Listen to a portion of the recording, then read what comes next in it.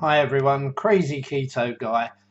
It's quite late at night actually. Normally when I do these videos it's in the afternoon, but yeah, for once I'm doing them in the evening, so I've got to be careful that I don't speak too loud because there are other people in the house and we don't want to wake them up or make them angry, even though it's not quite that late. So um, this is one of my shorter videos. My last short video ended up still being 40 minutes. It seems I'm incapable of making a video um, less than 40 minutes long. So let's see if we can put that right.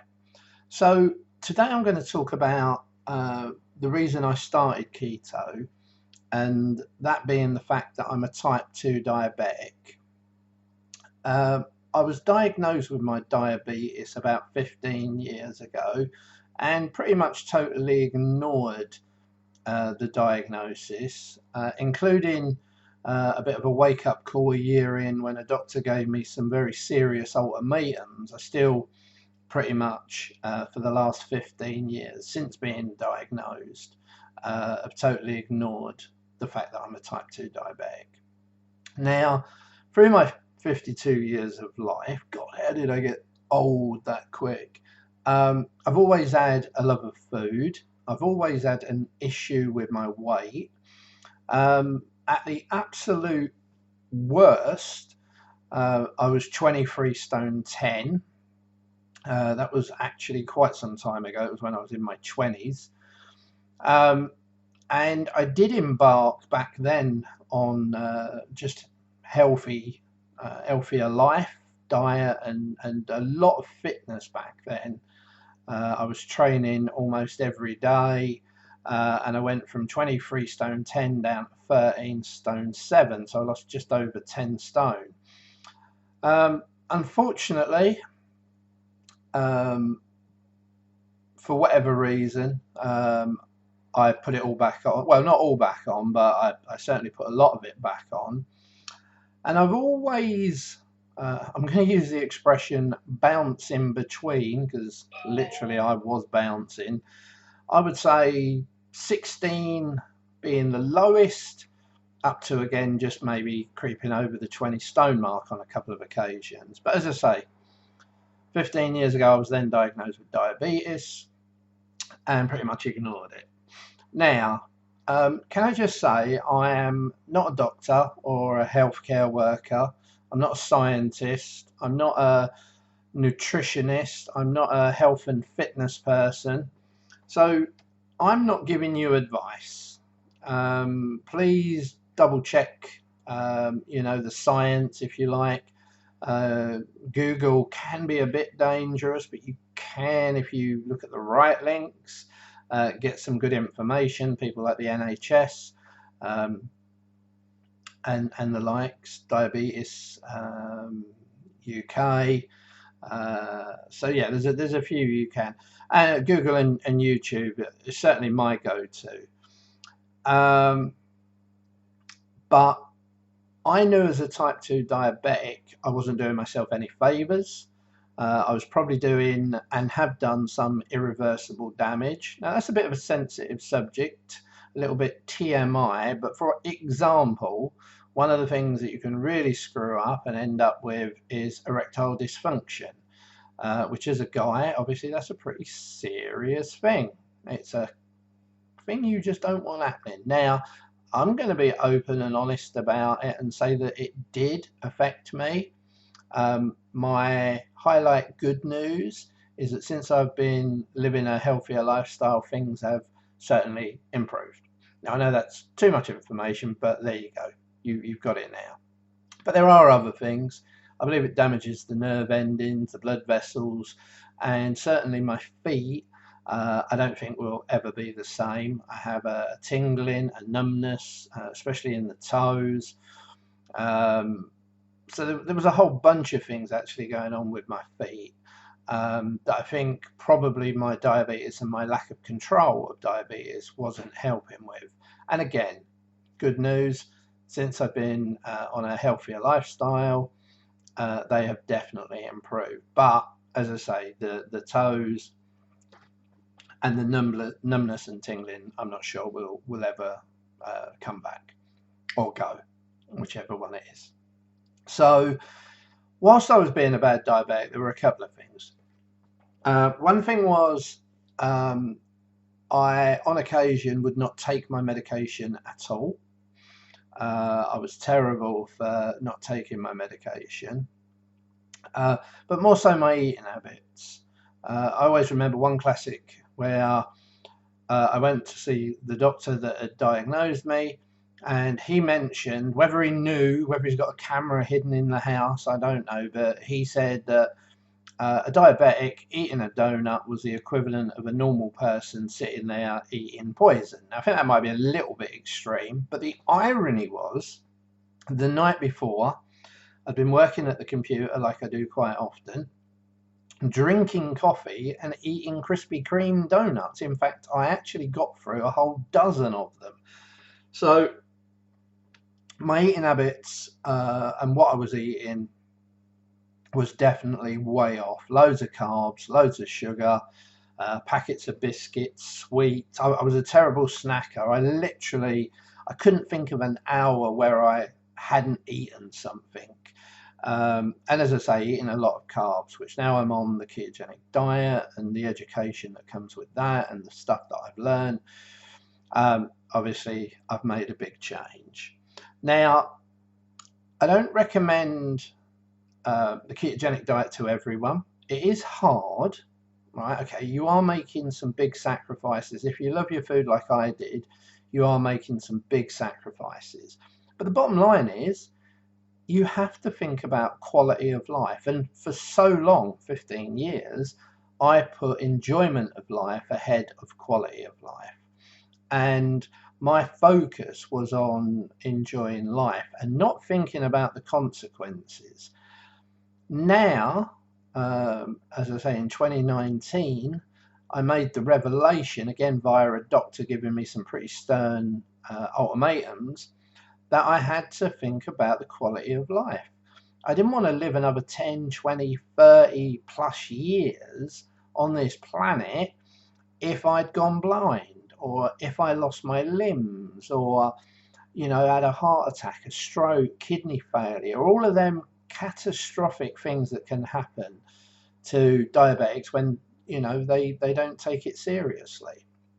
So for me, beforehand, I was 100% enjoyment of life and 0% thinking about the consequences or the quality of life. And now I feel like I'm 80% quality of life and 20% enjoyment, because I think that's important. I think you still need to have an element of enjoyment.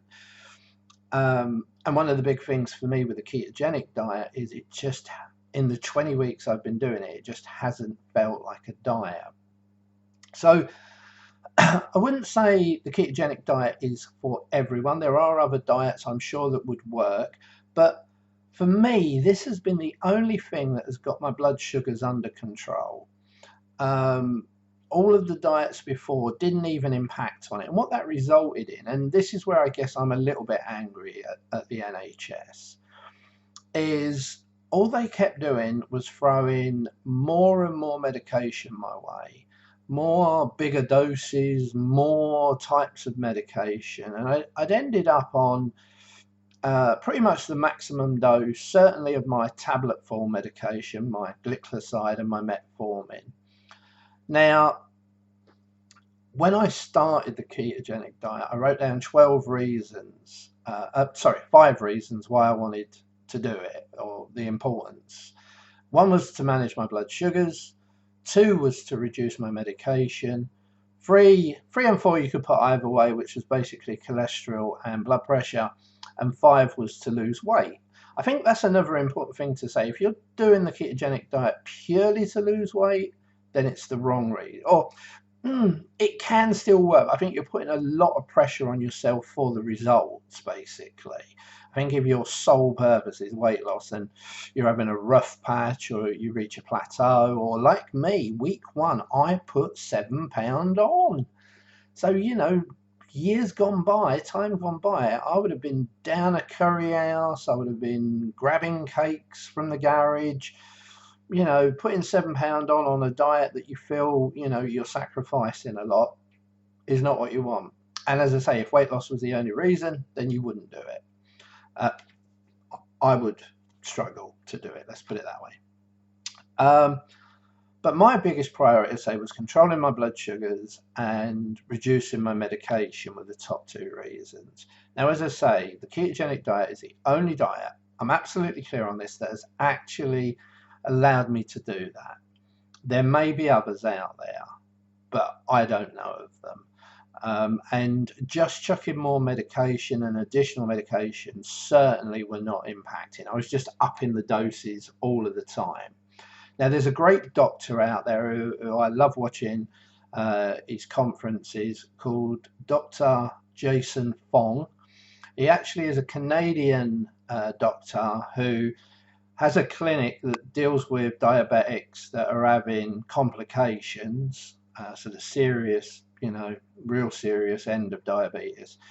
And he actually, I don't know what his opinions are on the ketogenic diet, but his big belief is more about intermittent fasting, which I also do, and I'll talk about in another video.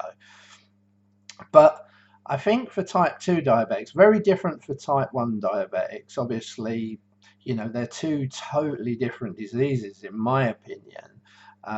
You know, one's deemed as an autoimmune disease with the body basically no longer producing insulin, the beta cells in the liver basically totally, you know, destroyed. Whereas a type 2 diabetic is just deemed as you're insulin resistant. It's deemed that your beta cells in your liver are still working, still producing insulin, and it's either your body, they're not producing enough or they're not working efficiently enough. So two totally different things. Now, I think for me, after 15 years of ignoring diabetes, I don't know if I will totally ever be independent of medication. And as the weeks have gone by, I've very slowly and very gradually brought them down.